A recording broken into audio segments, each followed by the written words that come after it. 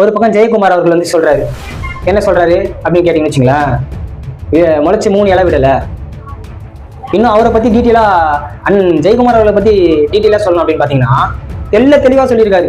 நான் வந்து ராயபுரத்துல தோக்குற ஆளா, நான்லாம் வந்து பாத்தீங்கன்னா நான்லாம் வந்து தோல்வியே வந்து அறியாதவன். நானு பிஜேபி கூட எப்ப கூட்டணி வச்சனோ அப்ப அதனாலதான் நான் தோத்தேன் அப்படின்னு வந்து வெட்ட வெளிச்சமா தெளிவா அவர் பேசின காணொலி இன்னும் பாத்தீங்கன்னா யூடியூப்ல இன்னுமே இருக்கு.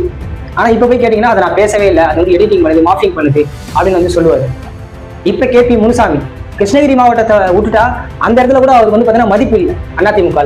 அவரு பாத்தீங்கன்னா தளபதி விஜய் அவர்கள் வந்து திமுக ஒரு தீய சக்தி, தாவேகா வந்து தூய சக்தி இப்படின்னு வந்து விமர்சனம் பண்ணாரு, பேசினாரு.